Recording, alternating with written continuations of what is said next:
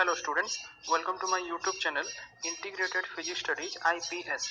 एथरे मु already plus 2 second year syllabus complete कर सारछि एबे मु प्लस 3 सीबीसीएस ऑनलाइन क्लासेस रो वीडियोज गुडा अपलोड करिवि जदि भल लागिला ताले लाइक कर देबो एवं सब्सक्राइब कर देबो जो वीडियोज गुडा मु अपलोड करिवि तार नोटिफिकेशन पई एठी बेल आइकन को ऑल रे सेट कर देबो गोटे इंपोर्टेंट जिंस वीडियोज रो ऊपर एठी जो 3 डॉट्स देखुछो तार क्वालिटी एठी देखो बाय डिफॉल्ट 360 अछि तमे ताकू पढे मध्ये परिबो एठी एडवांस रे क्लिक करी तमे रिजोल्यूशन बढ़े परिबो प्रति वीडियोज रे मु पीडीएफ लिंक देबी ताकू एठी ड्रॉप डाउन लिस्ट रो तमे क्लिक करी डाउनलोड मध्ये करि परिबो पीडीएफ को लास्ट रे एठी जो मोर चैनल नेम अछि याकू क्लिक करी तमे एठी प्ले लिस्ट को जाई मु प्रति वीडियोज को unit wise as per syllabus सजाई की रखिथिबी तमे सर्च करि परिबो okay thank you hello students आज रो टॉपिक रे हमें बॉल मिलिंग विषय रे पढिबा so what is a ball mill it is a device which is used to grind and blend the materials for use in mineral dressing processes, paints,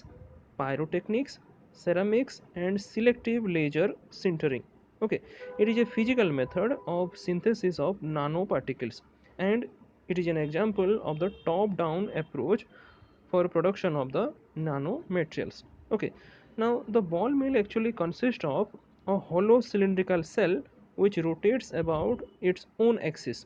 Okay, and the axis of the cell may be either horizontal or inclined at a small angle to the horizontal. Further, it is partially filled with the balls which may be made up of chrome steel, stainless steel, ceramic or rubber, and these balls actually form the grinding media of the ball mill. Okay, now the inner surface of the cylindrical cell is generally lined, that is coated with an abrasion resistant material, for example rubber or manganese steel, and for this purpose rubber is generally preferred due to less wear in the mills lined with rubber. Okay, and the length and diameter of the ball mill are taken to be nearly equal. Okay, now come to the procedure part. Here you can see this is the figure. Okay, the figure of the ball mill, and here the circular dots are your grinding balls. Okay, and this is the sample powder, and the arrow marks you can see that it is rotating, right? So when we see the procedure, the ball mill actually works on the principle of impact and attrition, that is friction. Okay, now the size reduction is carried out by the impact as the balls dropped from near the top of the cell, and in a continuously operated ball mill the material which is to be grounded is fed from the left through an angle of 60-degree cone, and the resulting material, that is the product which is to be discharged, is through an angle of 30-degree cone to the right. However, both are not shown in the figure, right? Now with the rotation of the cell, the balls are lifted up on rising side of the cell, and then they drop down onto the feet from near the top of the cell. Okay, now in this process the solid particles in between the balls and the ground are reduced in size by impact. Okay, and the number of materials can be used as grinding media in a ball mill, that is for example ceramic balls, flint pebbles and stainless steel balls. Okay, so these are the examples of the grinding media which can be used in the ball mill. Okay, now the grinding works on the principle of critical speed, which is the speed after which the steel balls start rotating along the direction of the cylindrical device, and hence causing no further grinding. Okay, industrial ball mills can operate continuously, fed at one end and discharged at the other end. Now, high quality ball mills are potentially expensive and can grind mixture particles to as small as your 5 nanometer, which enormously increases the surface area and reaction rates. Okay, now let us see about the grinding media. So many types of grinding media are suitable for the use in a ball mill, and each material having its own specific properties and advantages also. Okay, so the key properties of grinding media which should be taken into consideration at the time of their selection are its like size, density, hardness, composition. Okay, so let us now discuss the effect of these parameters one by one. The first parameter is the size. So the smaller the media particles, the smaller will be the size of the particles of the final product. But however, the grinding media particles should be substantially larger than the largest pieces of the material which is to be ground by the mill. Okay, now second parameter is the density.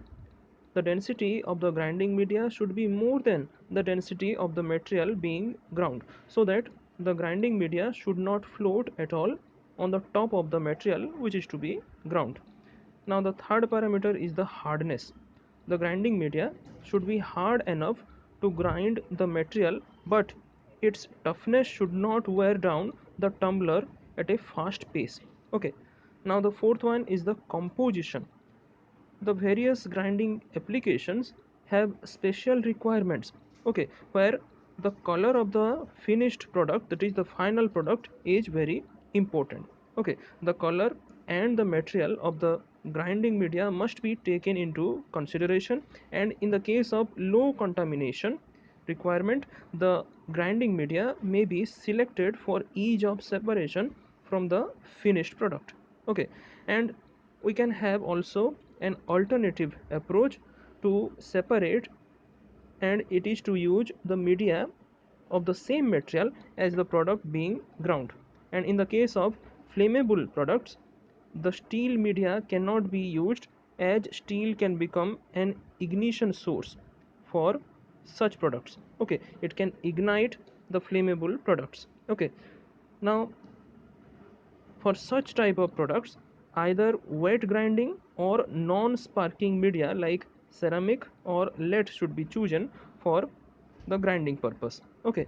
Now when corrosive substances are present during the grinding process, then stainless steel, ceramic or flint should be used as the grinding media in order to reduce or discourage the corrosion. Okay, and in some cases the grinding chamber is filled with an inert gas which will prevent the oxidation and explosive reaction that might take place in its absence between the ambient air which is present inside the mill and the material which is to be ground.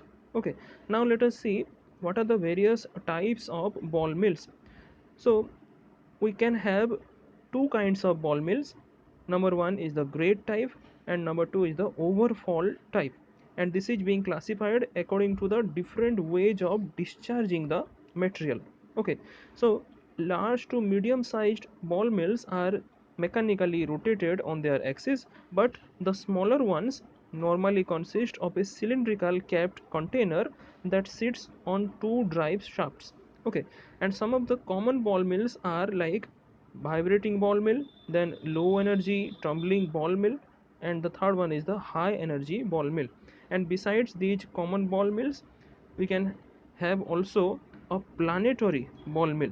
So from the name, it suggests that the position of the grinding material will be like that of the position of our planetary system. So in case of this planetary ball mill, actually it is a smaller one, smaller than the common ball mill type, and generally it is being used in the laboratories for research purpose. So it consists of at least one grinding jar which is arranged eccentrically on a sun wheel. Okay, and the sun wheel moves in a direction opposite to that of the grinding jars. Now the grinding balls in the grinding jars are subjected to superimposed the rotational movements. Okay, and the difference in speeds between the balls and the grinding jars, which is producing an interaction between the frictional and the impact forces, due to which the high energies are being released. Okay, now the interplay between the frictional and the impact forces will result in a very effective size reduction of the particles of the material which is to be ground in a planetary ball mill. Okay, the planetary ball mill is a most frequently used system for mechanical alloying, since only a very small amount of powder is required, and it can be used for high speed ball milling. Okay, now let us see what are the advantages of a ball mill. So ball mills have several advantages over other systems which are used for making the material in the powder form, and these are like the cost of installation and grinding medium is low, and hence it will be an inexpensive process.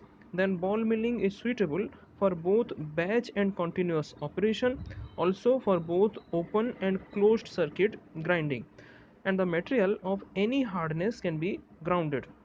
Also, we have small particles with narrow size distribution, which is up to 2 to 20 nanometer, can be produced by this ball milling process. However, it has also some of the drawbacks of high energy ball milling, like low surface, highly polydisperse size distribution, and partially amorphous state of powder.